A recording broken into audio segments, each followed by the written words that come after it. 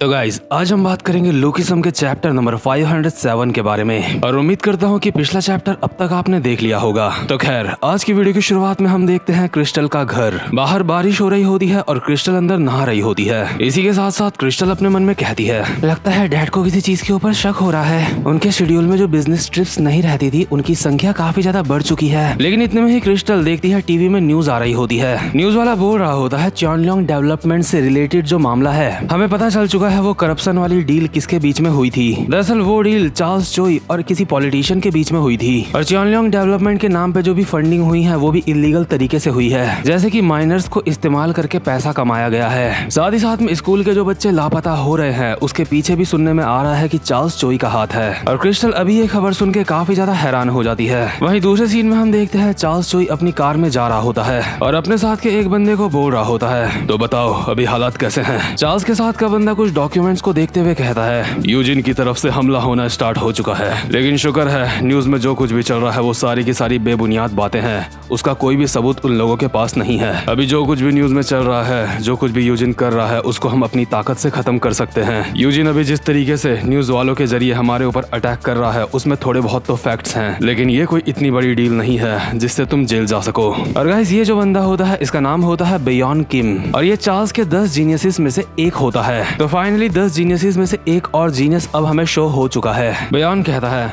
मुझे लगता है आगे से अब हमारी मीडिया वॉर होने वाली है, लेकिन मुझे पूरा यकीन है मीडिया वॉर से हमारा कुछ भी नहीं जाएगा, इसलिए मेरे ऊपर यकीन करो। लेकिन हाँ, ये बात मैं रेड पेपर के लिए नहीं कह सकता। अगर मैं सारे मामले से निपट भी लूं तो भी मैं रेड पेपर से नहीं निपट पाऊंगा। इसका मतलब जैसे ही यूजिन के हाथ में वो रेड पेपर आता है तुम्हारा खेल खत्म हो जाएगा, इसलिए चाहे कुछ भी हो जाए वो रेड पेपर हमें अपने कब्जे में लेना होगा। चार्ल्स बारिश की बूंदों को देख के कहता है, तुम रेड पेपर की चिंता मत करो, जब ये मामला उसके हाथ में आएगा ये मामला सॉल्व हो जाएगा और इस वक्त वहाँ पे गन है ना। वहीं दूसरे सीन में हम देखते हैं गन को, जिसकी फाइट हो रही होती है सेकंड जनरेशन से। गन के पूरे शरीर में अभी चेन्स लिपटी हुई होती हैं और सैमुअल हरामखोर फाइनली अभी सामने आता है जो कि सिगरेट पी रहा होता है और लाल टमाटर जेरी अपने मन में बोल रहा होता है, नहीं ऐसा नहीं हो सकता।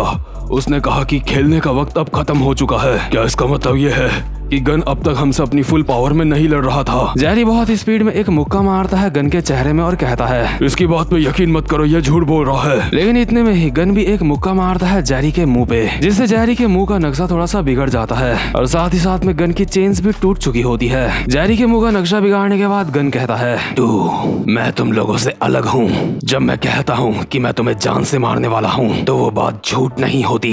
इतने में ही वास्को अपनी फाइटिंग पोजीशन में आ जाता है और कहता है, ऐसी एक्टिंग मत कर जैसे तू बिल्कुल ठीक है, मेरी आंखें ये साफ साफ देख सकती है तू थक चुका है। और वास्को भी इस्तेमाल कर रहा होता है ब्रैकडेक की फॉरबिडन टेक्निक नंबर 1। वास्को बहुत ही स्पीड में गन की तरफ भागता हुआ जाता है और एक मुक्का मारता है गन के पेट में। इसी के साथ साथ हमें एक पुराना सीन दिखाया जाता है जहाँ पे वास्को के साथ के बंदे वास्को को बोल रहे होते हैं, वास्को भाई हम भी आपके साथ फाइट करना चाहते हैं, हमें भी आपकी मदद करनी है, हम आपके कभी भी काम नहीं आते, इसलिए हमसे जो कुछ भी हो सकता है हम आपके लिए करना चाहते हैं। लेकिन वास्को जेस की तरफ पलट के देखता है और कहता है, जेस मैं वहाँ अकेला जा रहा हूँ, इसका मतलब ये नहीं है कि बर्न नकल कमजोर है। मैं वहाँ अकेला इसलिए जा रहा हूँ क्योंकि कोई भी हीरो ये नहीं चाहेगा कि उसके दोस्तों को कोई खतरा हो। तुम लोग चिंता मत करो, मैं थोड़ी ही देर में वापस आ जाऊंगा। और इसी के साथ प्रेजेंट मोमेंट में वास्को उछल के एक घुटना मारता है गन के मुंह पे और ये अटैक इतना ज्यादा पावरफुल होता है कि गन की नाक से खून निकलने लगता है। और मुझे ठीक से याद नहीं कि मैंने पिछली बार गन की नाक से खून निकलता हुआ कब देखा था, लेकिन गन को अभी इस खून की चिंता नहीं होती। वो वास्को के इस हमले को देख के अपने मन में बोल रहा होता है, ये तो वही है,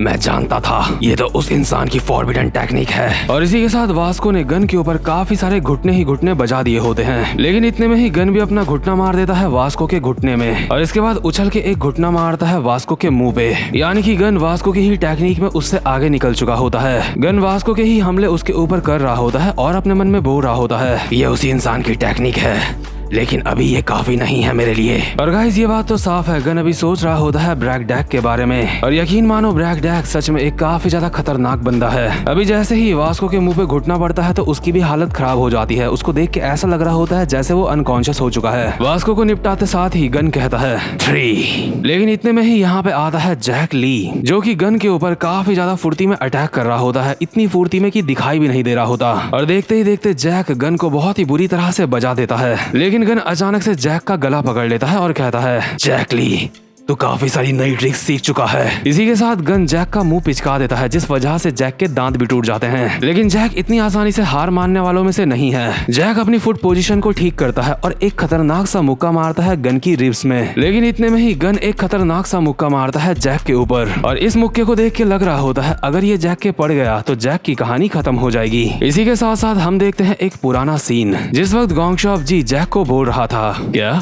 गन, आखिर तुम उस इंसान से फाइट क्यों करना चाहते हो जैक? जैक कहता है, मैं ऐसा जोहान शियांग की वजह से करना चाहता हूँ, क्योंकि इसके अलावा और कोई भी रास्ता नहीं है। क्योंकि जब तक जोहान गन से अपना बदला नहीं ले लेता, उसको हरा नहीं देता, तब तक जोहान वापस से हमारे पास कभी भी नहीं आएगा। इसलिए चाहे कुछ भी हो जाए, मुझे जोहान की मदद करनी है। गोंगशॉप कहता है, ओ दयालु बुद्धा, ये बंदा खुद से सच नहीं बोल रहा है। जैक कहता है, हाँ बेवड़े मॉन्क, तो बिल्कुल सही बोल रहा है। सच बताऊं तो मेरे अंदर बहुत ज्यादा जिज्ञासा है। मेरे अंदर जिज्ञासा है ये जानने की, जब मैं गन को फाइट में हरा दूंगा उसके बाद क्या होगा। मैं सच कहता हूँ, मैं गन को फाइट में सच में हराना चाहता हूँ। और प्रेजेंट मोमेंट में जैसे ही गन खतरनाक सा मुक्का मारता है जैक ली के ऊपर, लेकिन अचानक से जैक ली उस हमले को डॉज कर लेता है, और इसी के साथ साथ बहुत ही ज्यादा खतरनाक मुक्का मारता है गन के मुंह पे। और ये हमला वही होता है जिसको देख के जेम्स ली भी एक बार काफी ज्यादा इम्प्रेस हो गया था, क्योंकि यही हमला गोंगशॉप जी ने जेम्स ली के भी मारा था, लेकिन जेम्स ली ने इस हमले को डॉज कर लिया था। अभी गन के जैसे ही खतरनाक मुक्का पड़ता है, जोहान ये देख के काफी हैरान हो जाता है।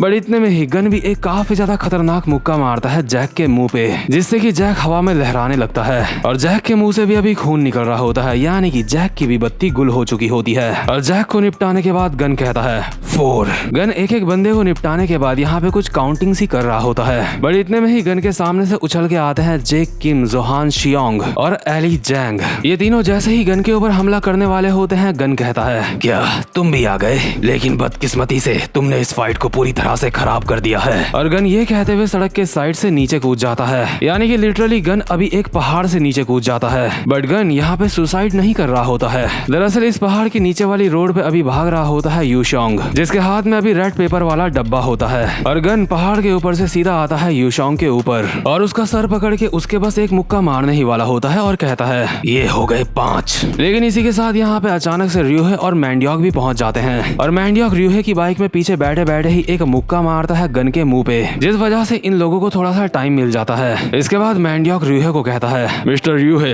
प्लीज यूशोंग का ध्यान रखना और रेड पेपर को अपने साथ ले जाओ। मेरी चिंता बिल्कुल भी मत करो, क्योंकि अब मैं गन को हराऊंगा। इस इंसान को मैं रोकूंगा, चाहे इसके लिए मुझे अपनी जान क्यों ना देनी पड़े। और मैंडियोक भागते हुए गन की कमर को पकड़ लेता है और उसको पीछे की तरफ धकेल रहा होता है। वहीं दूसरे सीन में हम देखते हैं यूजिन को, जो अभी अपनी कार में बैठा हुआ होता है। यूजिन की कार द ओपी मैनेजर किम अभी चला रहे होते हैं। मैनेजर किम यूजिन को कहते हैं, क्या तुम नर्वस महसूस कर रहे हो? यूजिन कहता है, अगर मैं कहूंगा कि मैं नर्वस महसूस नहीं कर रहा हूँ, इसका मतलब मैं झूठ बोल रहा हूँ, क्योंकि अगर मैं चार्ल्स चोई को पकड़ नहीं पाया तो मैं उस समय वापस चला जाऊंगा जब मैं सच्चाई की दुनिया में रहता था। और जिस चीज के बारे में अभी मैं बात कर रहा हूँ, मैंडियोक उसके बारे में काफी अच्छी तरीके से जानता है, और इसीलिए मुझे यकीन है वो लोग रेड पेपर को लेके आएंगे। चाहे कुछ भी हो जाए, उन्हें ये करना ही होगा। वहीं दूसरे सीन में हम देखते हैं गन के सामने खड़ा होता है मैंडियोक। गन मस्त करके अपनी सिगरेट जलाता है और कहता है, मुझे समझ नहीं आ रहा है आखिर तू ये सब कुछ क्यों कर रहा है मैंडियोक। यूजिन के बिना यूशोंग किसी भी काम का नहीं है, लेकिन तू मैंडियोक बैंग, तू थोड़ा अलग है। तेरे अंदर ये काबिलियत है कि तू खुद एक गैंग को चला सके। तेरे अंदर इतनी ताकत है कि तू किसी भी बंदे को अपना राइवल बना सके। इतना सब कुछ होने के बावजूद भी तू यूजिन को फॉलो क्यों करता है? अब भी ज्यादा देर नहीं हुई है, मेरे साथ शामिल हो जा, क्योंकि तुझ जैसे इंसान को यहाँ पे जान से मारना काफी ज्यादा अफसोसजनक होगा मेरे लिए। इसके बाद हम एक दूसरे सीन में देखते हैं, जब यूजिन लोग स्कूल के लॉकर्स के अंदर बैठे हुए होते हैं तो यूजिन बोल रहा होता है अपने साथ के बंदों को। यूजिन कहता है, इस बार का प्लान हमारा काफी ज्यादा रिस्की है, लेकिन अब हमारे पास और कोई भी रास्ता नहीं है मैंडियोक। हमें अब चार्ल्स चोई को पकड़ना ही होगा और अपनी सपनों की दुनिया में रहना होगा। लेकिन अगर हम चार्ल्स चोई को पकड़ नहीं पाए तो हम सब कुछ खो देंगे और रियलिटी में वापस आ जाएंगे। लेकिन हम लोग रियलिटी में वापस नहीं आना चाहते, है ना यूशोंग? हम इस जगह में वापस नहीं आना चाहते। और अभी हम देखते हैं लॉकर के दरवाजे में अजीब अजीब सी बातें लिखी हुई होती है यूजिन के लिए, और इन बातों को देख के ऐसा लग रहा होता है जैसे पहले यूजिन को बुली किया जाता था। लेकिन ये चीज अभी हम कंफर्म तरीके से नहीं कह सकते। लेकिन एक बात तो क्लियर है कि पहले यूजिन लोगों की लाइफ इतनी ज्यादा अच्छी नहीं थी। और हम देखते हैं यूजिन की आंख से आंसू आ रहे होते हैं और वो मैंडियोक को बोल रहा होता है, हम रियलिटी में वापस नहीं जा सकते, इसलिए मैं तुमसे भीख मांगता हूँ, रेड पेपर को यहाँ मेरे पास ले आओ। वहीं दूसरे सीन में हम देखते हैं जो मैंडियॉक होता है वो देखता है रेड पेपर का डब्बा अभी गन के हाथ में है और इसीलिए गन अभी इतना ज्यादा चिल होकर सिगरेट पी रहा होता है। मैंडियॉक को डब्बा देख के अपने मन में कहता है, क्या आखिर वो बॉक्स उसके हाथ में क्यों है? और र्यूहे भी अपने आप में बोल रहा होता है, शिट, आखिर वो बॉक्स कहाँ गया? लेकिन गन सिगरेट पीते पीते बोल रहा होता है, अगर रेड पेपर इतना ज्यादा जरूरी है तो तुझे नहीं लगता मुझे इसे संभाल के रखना चाहिए? तो बता मैंडियॉक, अब तू क्या करने वाला है? क्या तू मेरे साथ शामिल होना चाहेगा या फिर मुझसे फाइट करके इस रेड पेपर को वापस लेने की कोशिश करेगा? मैंडियॉक कहता है, तुम्हारा ऑफर सच में काफी ज्यादा अच्छा है और अगर मैं पहले वाला मैंडियॉक होता तो मैं इस ऑफर को एक्सेप्ट कर लेता, लेकिन अब बात कुछ और है। मैंने उस इंसान से पहले ही वादा कर लिया है। मैंने वादा किया है कि हम अपनी सपनों की दुनिया में जिएंगे। और ये कहते हुए मैंडियॉक अपना कोट फाड़ देता है और अपने मन में बोल रहा होता है, मैं देख सकता हूँ गन अब थक चुका है। गन कहता है, तुझे लगता है तू मुझे जान से मार देगा? लगता है सच में तू अब भी अपनी सपनों की ही दुनिया में है। लेकिन मैंडियॉक अभी काफी ज्यादा सीरियस हो चुका होता है और अपने बाल बांधते हुए गन को कहता है, क्या तुझे ऐसा लगता है? अगर ऐसी बात है तो तू बिल्कुल गलत सोच रहा है, क्योंकि अपनी सपनों की दुनिया में रहने के लिए मुझे तुझे भी सरपास करना होगा। और यार मैंडियॉक अभी हर बार से काफी ज्यादा अलग लग रहा होता है और मैंडियॉक के शब्दों से ऐसा लग रहा होता है जैसे वो गन को काफी ज्यादा तगड़ी टक्कर देने वाला है। लेकिन इसी के साथ ये वाला चैप्टर यहीं पे खत्म होता है। और गाइस उम्मीद करता हूँ कि आपको आज की वीडियो भी अच्छी लगी हो। और फाइनली 10 जीनियसेस में से एक और जीनियस चार्ल्स का हमें इस वीडियो में देखने को मिल चुका है और ये मानवा धीरे धीरे करके इंटरेस्टिंग पे इंटरेस्टिंग होती ही जा रही है। तो खैर गाइस, चैनल को सब्सक्राइब करो और क्वेस्टिज्म मानवा को भी देखो जो मेरे दूसरे चैनल पे मैं एक्सप्लेन कर रहा हूँ। मुझे पूरा यकीन है उस मानवा की एक्सप्लेनेशन देख के आपको काफी ज्यादा अच्छा लगेगा, क्योंकि मैंने कोशिश करी है उसको काफी अच्छी तरीके से एक्सप्लेन करने की। तो खैर अब मैं मिलता हूँ आपसे अपनी नेक्स्ट वीडियो में, तब तक के लिए गुड बाय।